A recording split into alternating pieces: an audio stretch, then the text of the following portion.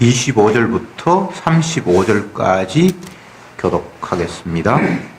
25절에 허다한 무리가 함께 갈새 예수께서 돌이키사 이르시되 무릇 내게 오는 자가 자기 부모와 처자와 형제와 자매와 자기 목숨까지 미워하지 않으면 능히 나의 제자가 되지 못하고 누구든지 자기 십자가를 지고 나를 쫓지 아니하는 자도 능히 나의 제자가 되지 못하리라. 너희 중에 나 만들을 세워서 나아갔는데 자기의 가진 것이 중고하기까지 못할 그릇에 먼저 앉아 그 비용을 예상하지 아니하느냐.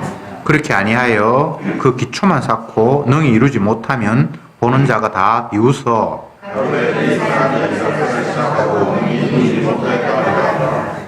또 어느 임금이 다른 임금과 싸우러 갈 때에 먼저 앉아 1만으로 저 2만을 가지고 오는 자를 대적할 수 있을까 헤아리지 아니하겠느냐.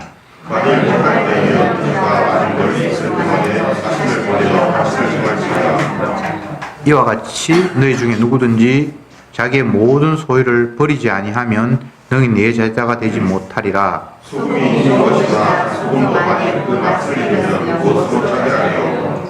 땅에도 그름에도 쓸데없어 내어버리느니라. 들을 기 있는 자는 들을지어다 하시니라. 아멘. 14장 끝부분에 왔는데 앞의 내용들은 바리새인의 두령이 예수님을 자기 집에 점심 식사에 초대해서 그 식사 자리에서 있었던 이야기들을 쭉 기록해 놓았습니다. 이제 그 집에서 떠나서 어느 길로 가는데 무리들이 예수님을 많이 이제 따라 동행을 했을 때에 예수님이 그 무리를 향해서 하신 말씀이 오늘 본문의 내용입니다. 자기를 따라오는 많은 무리들을 향해서 예수님이 또 고춧가루 뿌리는 이야기를 하셨습니다.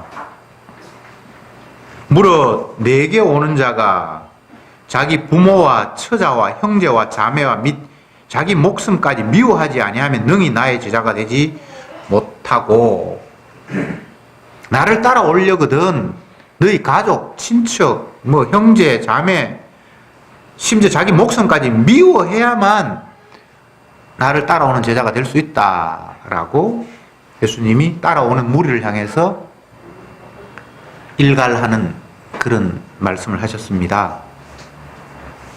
왜 예수님은 자기 편이 되려고 하는 사람 앞에 자꾸 이렇게 배척하듯이 말씀을 하실까? 자기를 식사 자리에 초대한 사람에게 앞으로 남들을 초대하려면 가난한 자, 병신, 소경, 기머거리 이런 사람 불러라. 이렇게 말씀을 하시고 또 자기를 따라오는 사람한테 나를 따라오려거든 가족들, 친구들, 심지어 네 목숨까지 미워해야 나를 따를 수 있다. 여러분 예수님의 이 말씀을 듣기 전에 단 한 번도 이와 유사한 내용들을 이야기한 걸 들어본 적이 있습니까? 누구를 따르겠다고 하는 사람에게 네 목숨을 미워해야 나를 따른다. 네 가족을 버려야 나를 따른다. 이렇게 말하는 걸 혹시 여러분이 들어본 적이 있습니까? 어쨌든 예수님의 말씀은 독특해요. 그러면서 자기 십자가를 지고 나를 따라라. 또 한 걸음 더 나아가서는 세상의 모든 것들을 버리고 미워하지 않으면 결코 나를 따를 수 없다. 예수님의 이 말씀이 얼른 동의가 되지 않습니다. 내 재산이 있다고 해서 주님 못 따를 이유도 없고요. 재산 가지고 주님 앞에 봉사도 할 수 있고요.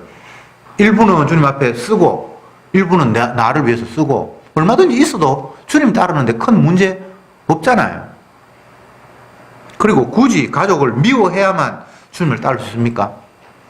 가족도 아끼고 사랑하고 주님도 따르고 할 수 있을 것 같은데 주님은 그렇게 말씀을 하지 않았단 말이죠. 우선은 모든 것을 버려야 한다라는 말을 먼저 좀 설명을 해야 될 것 같습니다. 예수님의 제자들이 12제자 모든 것을 버리고 주님을 쫓았는가? 주님께서 그들을 베드로 같으면 베드로, 요한, 야고보 이런 사람들은 바다에서 고기 잡을 때 주님께서 나를 따르라. 사람 낚는 어부가 아닌 고기 잡는 어부가 아닌 앞으로는 사람 낚는 어부로 내가 만들겠다. 이렇게 하면서 부르고 마태는 세관의 자리에 앉아있는 그를 향해서 나를 따르라. 뭐 이렇게 한 사람을 불렀는데 주님이 그들을 부르면서 마치 경찰관이 범인을 체포하기 이전에 미란다 원칙을 고지하듯이 당신은 뭐 변호사를 살 권리가 있으며 불리한 것에 대해서는 묵비권을 행사할 수 있으며 뭐 이렇게 말하듯이 예수님께서 그들을 부를 때 너 이제 앞으로 나를 따라야 되는데 가족 친척 다 버려야 돼. 재산 없어야 돼. 이렇게 사전에 말한 적도 없어요. 그렇잖아, 그죠? 그냥 따라오고 했고. 근데 오늘 이 본문에서는 주님을 향해서 막 무리가 따라오는 그들을 향해서 분명히 나를 따라오고 싶다라면 이러하고 난 이후에 나를 따라야만 된다. 라고 말씀을 하셨단 말이죠. 모든 것을 버려야 내 제자가 된다. 12제자는 모든 것을 버렸습니까? 아닌데 제자가 됐고. 이 말씀을 이제 이해하기 위해서는 이런 예가 적당할 것 같네요. 버린다라는 개념은 굳이 내가 가지고 있는 그것들과 멀리하거나 떼어놓거나 그것으로부터 벗어나거나 뭐 이런 개념으로 생각할 필요는 없을 것 같고, 중학생이 되었으면 초등학교 교과서는 이제 별 의미가 없겠죠. 그런 식으로 버리는 것을 이해하시면 될 것 같습니다. 운전면허 따기 위해서 시험 문제집 사서 운전면허 뭐 100문제 하면서 뭐 이런 게 있잖아요. 요즘은 어떤지 모르겠는데 옛날에 제가 딸 때 그랬어요. 저 따지도 못했습니다만. 어쨌든 그걸 가지고 열심히 이제 문제 풀어보고 운전면허 합격하고 이제 차를 몰고 다니면 더 이상 운전면허집 따는 거 그거 의미 없잖아요. 그런 차원이 버린다라는 이야기예요. 그걸 굳이 우리 집에 놔둘 수도 있어요. 옛날에 했는 거 안 버리고. 그러나 이제는 더 이상 내 위치가 운전면허 따기 위해서 보았던 책과는 완전히 상관이 없는 위치에 왔다라는 차원이 버린다라는 이야기예요. 뭔지 이해가 되시죠? 그죠? 자꾸 예수님께서 버려라 하니까 마치 재산도 버리고 이혼도 하고 아들하고도 헤어져야 되는 것처럼 그렇게 이해를 하는데, 가족을 버리라 그러니까 그런 차원이 아니에요. 함께 있어도 옛날 관계와는 전혀 다른 관계 속에 너희들이 이르렀다라는 거예요. 이미 조건이 달라졌다라는 거예요. 버리라는 말이 버렸으니까 됐죠라는 것이 아니라 이미 너희들이 조건이 달라졌는데 이해해? 이런 말이란 말이죠. 아시겠습니까? 그리고 주님의 말씀을 액면 그대로 문자적으로 보면 계속해서 오해가 일어나는 거예요. 예수님 따라다닌다고 해서 재산 버린 사람이 누가 있습니까? 아무도 없어요. 가족 버린 사람이 누가 있습니까? 아무도 없어요. 그래서 여기 버린다라는 말이 문자적인 그런 의미가 아니라 이미 너는 네가 있는 그 세계에서 벗어나서 전혀 다른 조건에 와 있다라는 걸 확인시키는 말씀으로 이해를 하시면 됩니다. 더 이상 이제는 혈연이 아니고, 아내가 옛날 그런 식의 아내가 아니고, 내 직장이, 내 소유가, 내 어떤 기능과 기술이 옛날 내가 나를 위해서 사용했던, 그래서 나를 배불리게 하고 나를 만족하기 위해서 사용했던 그런 조건이었다면 이제 주님 앞에 왔을 때는 그것이 더 이상 나를 위한 것이 아니라 주님의 도구로 활용되는 그런 차원이기 때문에 버리는 것이 되는 겁니다. 자기 십자가를 지고 나를 쫓지 아니하면 나의 제자가 되지 못한다. 이 말을 액면 그대로 받아들여서 필리핀의 어떤 사람은 진짜 십자가를 울러미고 그게 자기를 못을 박아달라 그러고, 그런 게 해외 토픽에도 나오잖아요. 그러면 그 사람은 예수님의 제자가 됩니까? 여전히 자기를 위해서 나를 천국 넣어야 된다, 나는 이 땅에서 너무 고생했으니까 죽어서는 천국 가겠다라는 그런 모습으로 십자가를 지어야 된다고 그러니까 사람들한테 나를 십자가에 못 박아달라고 하는 그 사람이 정작 자기 십자가를 진 겁니까? 아니잖아요. 계속 자기는 자기 중심으로 자기가 어떻게 됐다라는 그 환경에서 단 한순간도, 단 한 발짝도 벗어나지 못했잖아요. 이렇게 해야만 내 제자가 된다고 하니까 그렇게 하겠다, 그럼 왜 그 사람은 제자가 되려고 하는데요? 주님의 제자가 되면 스승이 훌륭한 분이니까 나도 떡고물 하나 떨어지겠다는 거예요. 그 생각 말고 왜 제자가 돼야 됩니까? 왜 주님을 따릅니까? 주님을 따라다니면 병든 문제도 해결되고 굶주림도 해결되고 어려운 문제를 다 해결해 주시니까 뭐 살만하다는 거예요. 그런 그 발상 자체가 주님을 따르겠다라는 출발점에서 문제가 있다는 겁니다.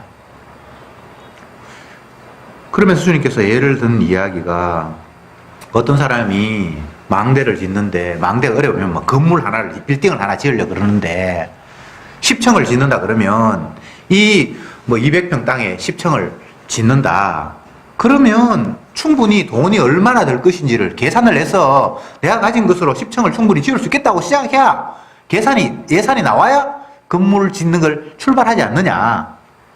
만약 10층을 지으려고 예산을 해놓고는 1층만 짓고 돈이 다 떨어져 버리면 짓다가 얼마나 사람들 앞에 우살을 당하겠냐. 이런 이야기를 하셨고, 또 다른 예는 A의 나라 임금이 B의 나라 임금과 전쟁을 하려고 하면 물론 내가 전쟁을 일으킬 수 있고 상대방이 전쟁을 일으켜서 내가 대적할 것인가라는 걸 생각을 할 때에 우리 군사는 얼마 되는데 저쪽 군사는 얼마가 된다. 그러면 싸움 한판 하면 이길 수 있을 것 같다고 생각하면 싸우지. 만약 우리의 힘으로 도저히 못 이길 것 같으면 아예 전쟁하지 않고 굴복하고 조공 우리가 드리겠습니다 라고 하지 않겠냐. 예수님이 이런 말씀을 하셨습니다. 고 예수님이 든 두 가지 예와 앞부분에 예수님이 길을 가는데 수많은 무리들이 예수님을 향해서 따라오는 그 이야기를 연결을 시켜야지 해석이 되잖아요. 충분히 계산하고 내 따르라 이런 이야기입니다. 너희들이 뭣도 모르고 지금 뭐 나를 대단히 괜찮은 사람으로 생각하고 쫄래쫄래 지금 따라오는데 잘못하면 너희들이 계산 크게 착각하고 실수하는 거야. 이런 고춧가루 뿌리는 이야기를 하는 거예요. 대부분의 지도자들은 자기를 따르려고 하는 무리들에게 당근을 제시하죠. 나를 따르면 내가 최소한 이런 거 이렇게 해주겠습니다. 근데 예수님은 반대로 지금 이야기를 하고 있어요. 참 달라도 너무 다르죠.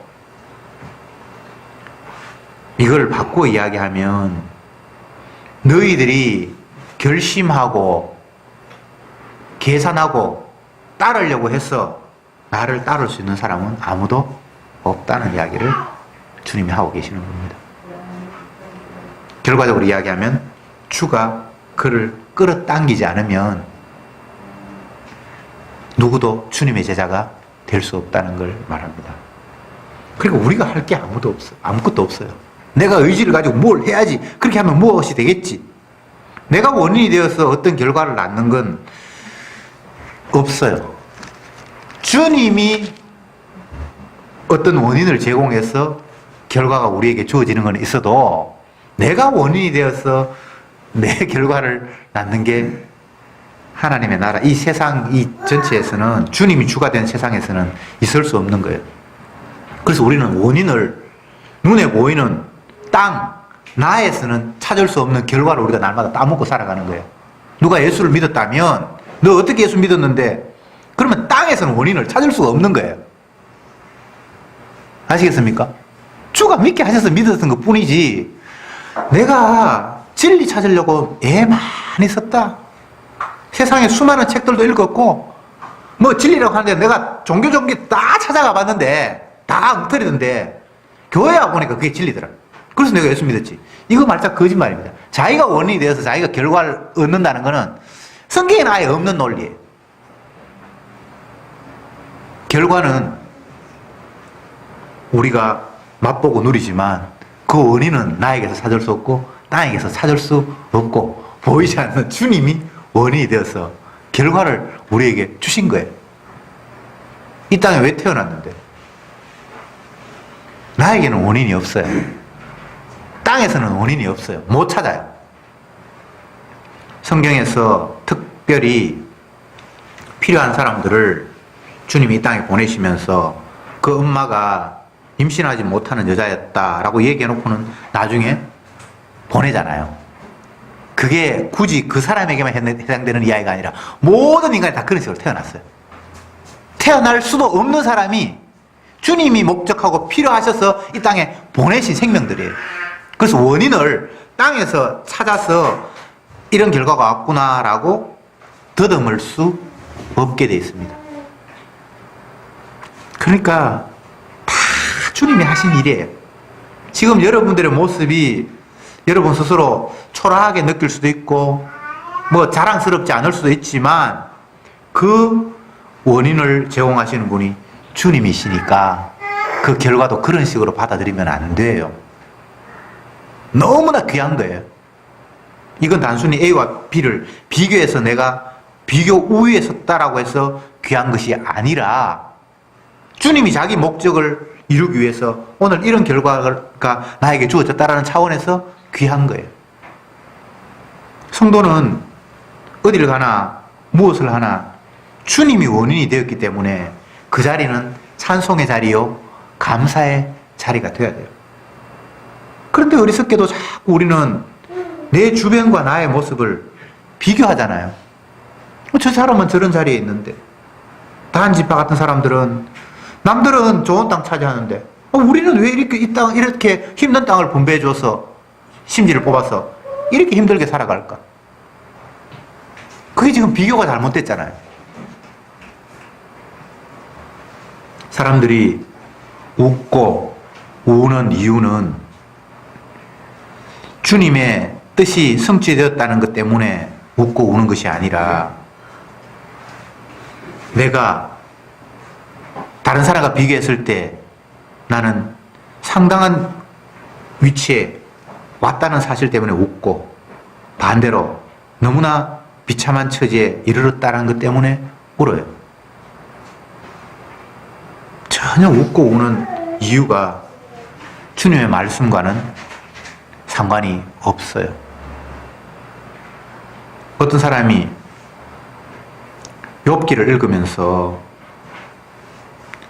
위로를 받고 용기를 얻었다라고 말하는데 그 사람의 위로와 용기는 전혀 성경적인 근거와 다른 거예요. 어떻게 이해하는가 하면 욥이 처음에 성경이 펼쳐지면 하나님 잘 섬기면서 복받은 모습으로 나왔잖아요. 근데 어느 날 갑자기 가족들이 다 죽고 떠나고 재산 다 소멸되고 본인 몸마저 만신창이가 되어버리는 인간적으로 보면 가장 어려운 환경으로 나락으로 떨어지잖아요. 그러다가 결과적으로는 뭐 배의 축복을 받았다라고 성경이 끝이 나잖아요. 그래서 그 사람들은 무엇을 생각하는가 하면 우리가 인생이 롤러코스터가 타는데 결과적으로는 잘 됐다는 거예요. 욥기를 보면서. 그러니까 앞으로 내가 지금 현재는 어떻게 됐든 간에 결과는 잘 될 거라는 식으로 욥기를 바라보는 거예요. 근데 성경은 그 이야기를 하고 있지 않잖아요. 하나님이 하시는 일을 위해서 하나님과 마귀가 서로 자기가 옳다라고 주장하는 그 대립 속에서 욥이라는 인물은 무엇이 하나님 말씀이 맞는지 마귀의 말이 맞는지를 증명해주고 보여주는 그런 모습으로 그의 삶은 그냥 펼쳐진 것뿐이에요. 아, 역시 주님의 말씀이 맞네 라는 걸 보여주기 위해서. 이 땅에 있는 모든 피조물들은 다 그렇습니다. 교동문 낭송하면서 뭐 해, 하늘의 별 막 이야기가 나오는데 해는 나에게 말하고 우리에게는 소리가 안 들리는데 모든 피조물들이 창조주 하나님의 목적을 이루기 위해서 서로 화합하고 소통하고 있다는 거예요. 해가 별에게 말하는 소리 여러분 들어보셨습니까?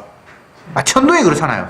그런 이야기가 아니고 그 이야기 속에는 하나님이 지은 피조물들은 주님이 목적하시는 바를 위해서 서로가 교류하고 화합하게 되어 있다는 거예요.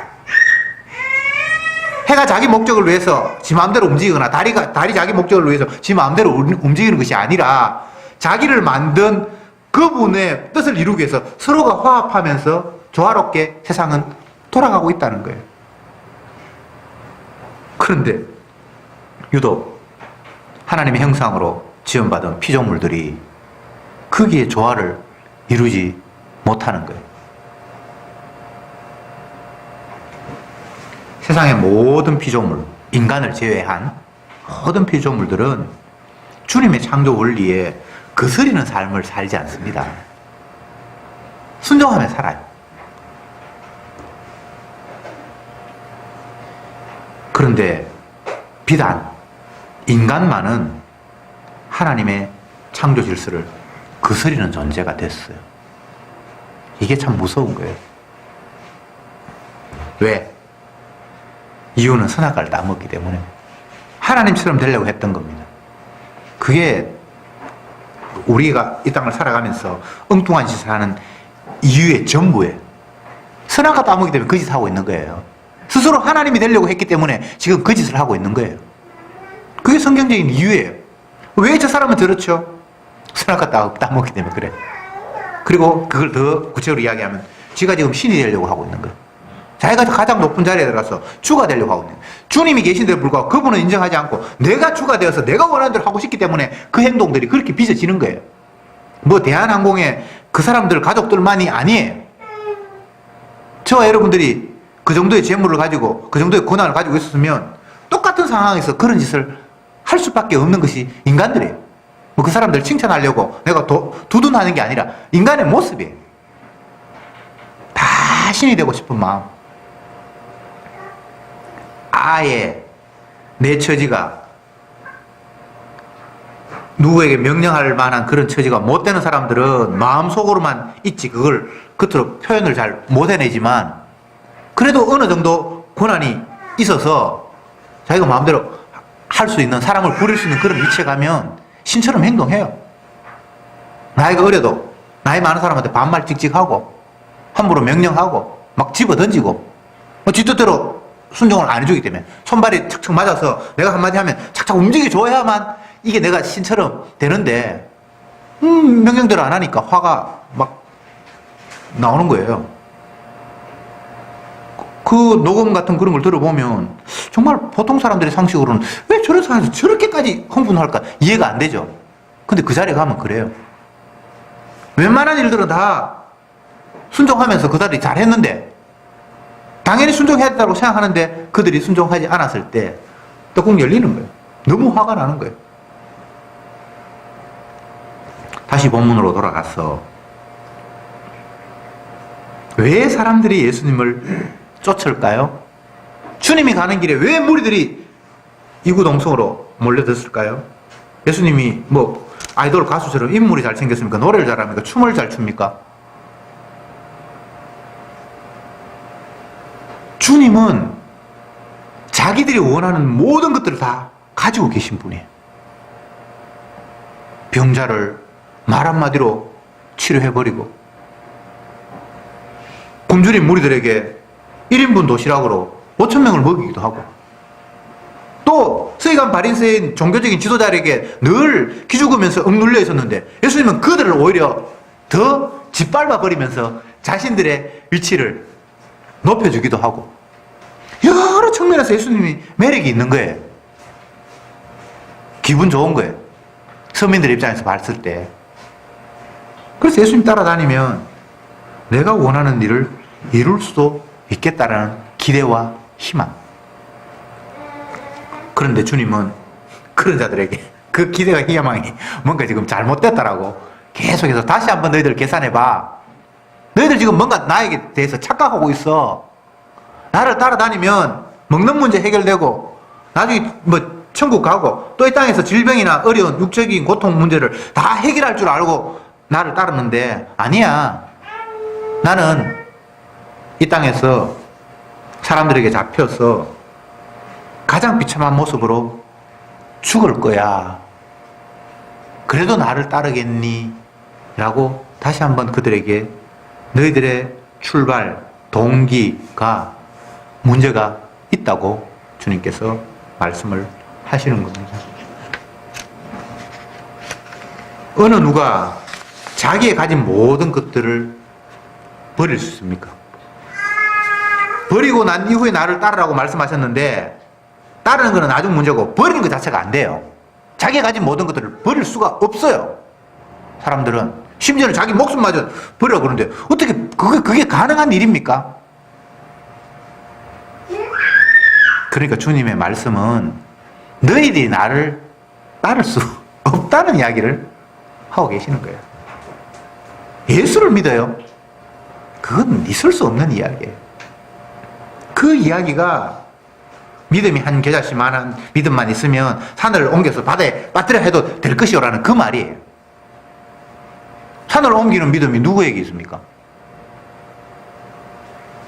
없어요. 믿음 없다는 이야기입니다. 예수 못 믿는다는 이야기예요. 우리는 계속해서 땅이라는 제한된 공간 속에서 모든 것들을 판단하고 생각할 수밖에 없습니다. 땅에 살고 있기 때문에. 근데 주님은 전혀 다른 각도에서 하늘에서 땅을 지금 이야기를 하고 있으니까 이게 논리가 아우가 안 맞아요. 초등학생한테 박사급에 있는 학생이 뭔가를 이야기하면 이게 알아들을 수가 없는 거예요. 자기식으로밖에 이해가 안 되는 거예요. 예수님과 우리는 그렇게 하늘과 땅이 서로 다른 것 같이 전혀 접점이 없어요. 예수님은 하늘 이야기를 하고 있는데 땅에 있는 인간들은 땅에 있는 걸 가지고 하늘을 이해하려고 달라드는 거예요. 천국은 이와 같으니라고 예수님이 말씀하셨는데 인간들은 한 번도 천국에 대해서 상상도 해본 적이 없으니까 땅에서 그래도 좋은 것 기억해서 그것이 천국과 유사하지 않을까라고 상상할 수밖에 없는 것이 인간이에요. 그렇죠, 뭐. 본 게 그게 다인데, 들은 게 그게 다인데, 경험한 게 그것밖에 없는데, 그 경험 너머를 이야기를 하는데, 그걸 어떻게 이해할 수 있겠습니까? 그러니까 내가 본 천국 해가지고, 뭐 천국 가니까 작은 티코나 이런 건 없고, 큰 뭐, 그랜저나, 요즘 그랜저 큰 게 아니다. 뭐, 하여튼 뭐, 큰 차만 있고, 천국에는 피아노 조그만 게 없고, 그랜드 피아노만 있고, 천국에는 지하 조그만한 그런 방이 아니라 대형 맨션만 있더라. 그게 이 땅에서 좋은 걸 자기가 다 끌어모아서 그걸 천국이라고 상상하는 세계잖아요. 근데 정작 천국에 갔다 온 뭐 사도 요한이나 또 사도 베드로의 이야기를 들어보면 그런 이야기를 하고 있지 않잖아요. 환경이 쾌락해서 사람들이 잘 살기 좋은 곳이라는 식으로 말하지 않고 오직 어린 양의 보좌가 있고 그곳에 온 수많은 성도들이 그 주님의 영광만을 기뻐하며 찬양하는 곳이라고 천국을 소개하고 있잖아요. 전혀 뭔가 다르죠. 성경은 우리에게 방법을 제시하는 것이 아니라 불가능을 이야기하고 있습니다. 예수님을 따른다고요? 안 돼! 라고 성경은 답을 주고 있습니다. 여러분, 예수님을 따를 수가 없습니다. 예수님을 믿을 수가 없습니다. 주님과 함께 해야만 영생을 얻는다. 좁은 길로 가야만 거기에 생명이 있다고 말씀하시는데 우리에게는 좁은 길이 보이지도 않습니다. 내가 생각하는 좁은 길은 좁은 길이 아니에요. 그러면 우리가 할 수 있는 게 뭡니까? 없어요. 주님이 하기를 기대하고 맡기는 거 말고는 우리가 할 수 있는 게 아무것도 없어요. 성경은 시작부터 끝까지 계속 그 이야기를 하고 있는 거예요. 내가 한다. 주님이 너희들은 죽었다 깨어나도 못한다. 사람으로서는 할 수 없어대. 주님이 하신다. 이 이야기를 처음부터까지 하고 있는 거예요. 힘으로도 되지 아니하고 능으로도 되지 아니하고 오직 나의 신으로만 되느니라.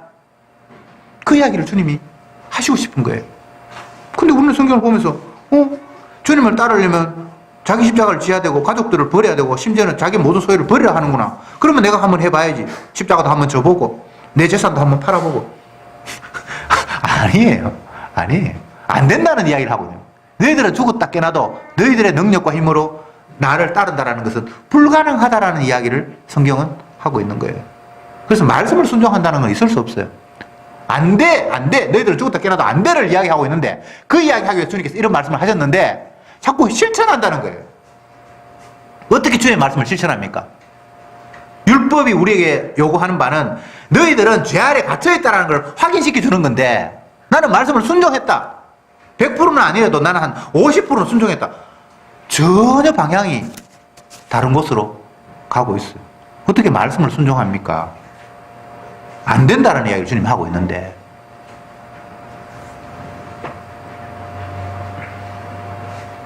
소를 몰아서 지붕 위에 올려라.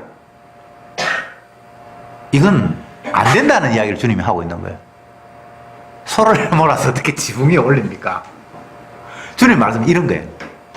아, 나는 안 되는 인간이구나.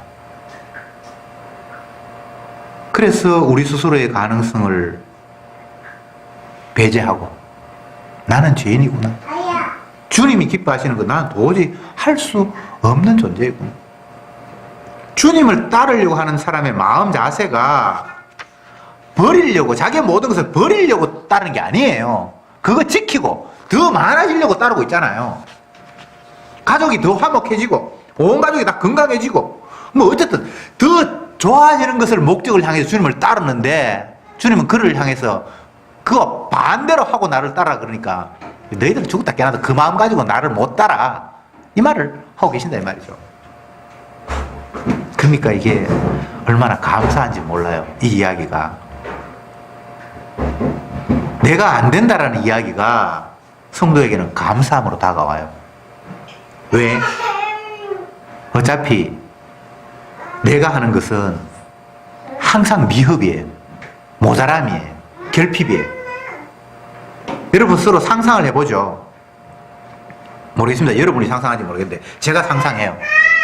저는 날마다가 아니라 꿈을 꿀 때마다 하늘을 나는 꿈을 자주 꿔요. 오늘 새벽에도 꿨어요. 네. 얼마나 날고 싶은지.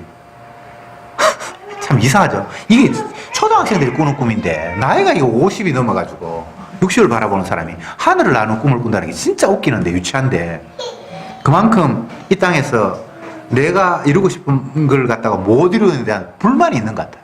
뭔가 하고 싶은데 이 제약된 모든 제한된 것들이 나를 발목 잡고 있으니까 그걸 넘어서고 싶은 제약된 욕망이 날마다 이 꿈으로 나타나는 것 같아요. 그런데 주님이 말씀을 보면 너희들은 죽었다 깨어나도 안 된다. 이 말이 얼마나 감사한지 몰라요.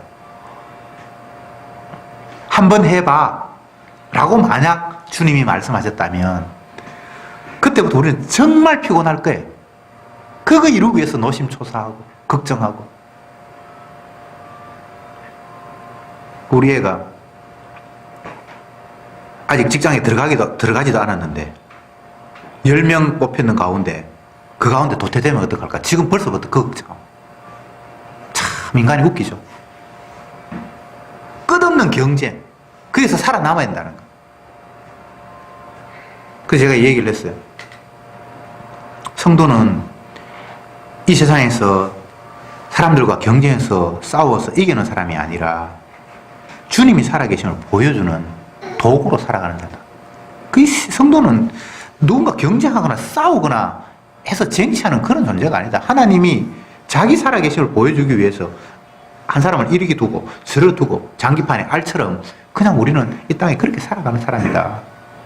네가 힘쓰고 애써서 경쟁하려고 생각하는 것이 아니라 주께서 맡기신 일을 겸손하게 성실하게 하겠습니다라는 그 마음이 성도의 마음이지 누구하고 이겨서 되는 게 아니다. 제가 그 이야기를 했어요. 뭐 알아듣는지 못 알아듣는지 그거는 모르겠고, 다시 말씀드리지만 주님께서 우리에게 하신 말씀은 너희들은 안 돼 라는 이야기를 하고 계십니다. 그게 얼마나 감사한 일이에요. 이거 해볼래? 한번 해봐 라고 만약 말씀을 하셨다면 우리에게는 항상 미흡함, 결핍이 있을 수밖에 없어요. 우리가 그거 완벽하게 뭘 할 수 있나요? 안 되잖아요. 내가 나름대로 최선을 다했고 또 남들이 나를 잘했다라고 칭찬 듣는 그 자리에 간다 할지라도 정작 내 마음속에는 미흡함이 있어요. 그거는 이렇게 했으면 조금 더 나았을걸. 그 결정보다는 이렇게 했으면 더 내보다 현재 이 위치보다는 더 나았을 텐데라는 항상 우리에게는 결핍이 있을 수밖에 없어요. 그러니 주님께서 그것을 아시고 아예 너는 안 된다. 죽었다 깨어나도 너는 나를 따라. 그건 있을 수 없어. 그러면 어떡하는데요? 주님이 필요한 사람을 부를 때 끌려가는 거예요. 그게 제자예요.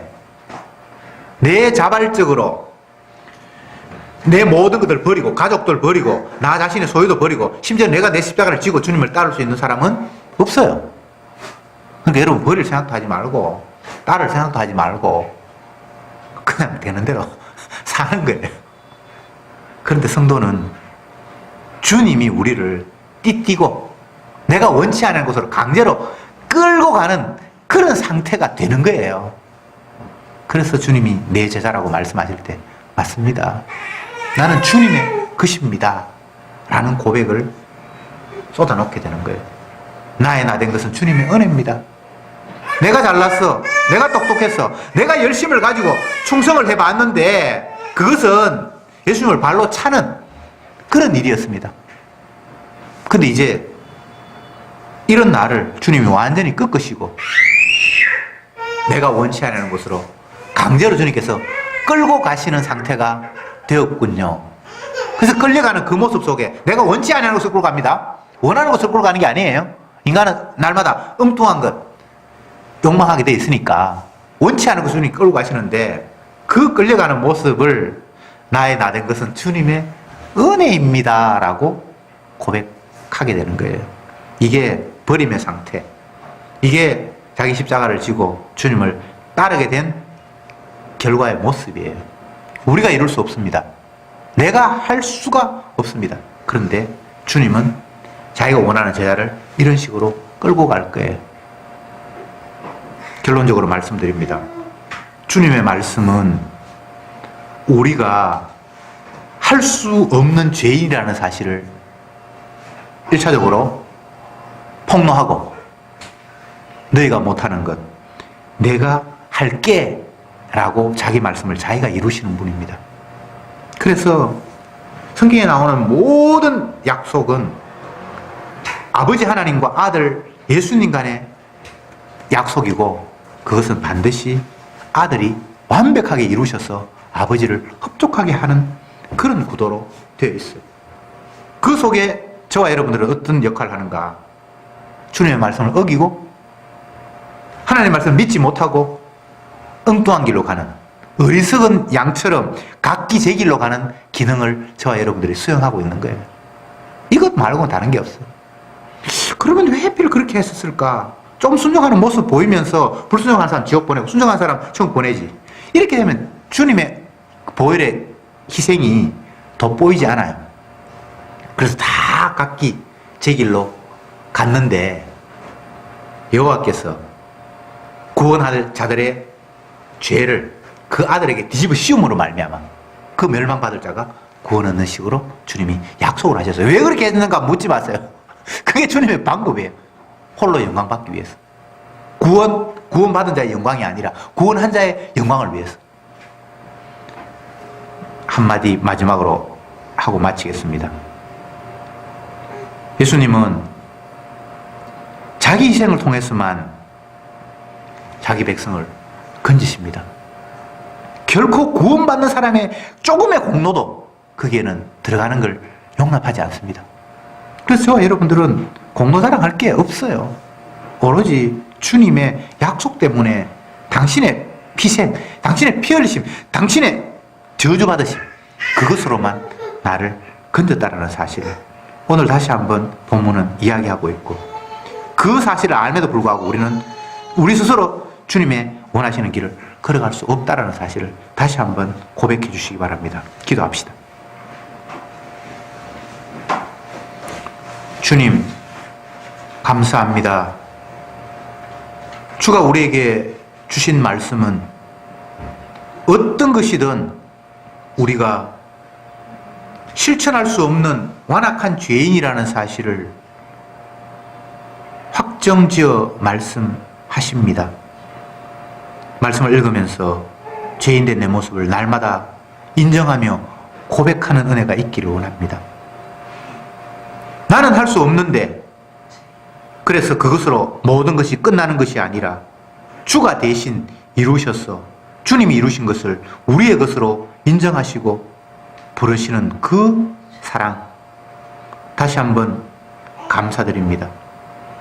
더 이상 나를 바라봄이 아니라 다 이루신 주님을 바라보면서 주 앞에 감사하는 저들이 되게 하옵소서. 예수님의 이름으로 기도드립니다. 아멘.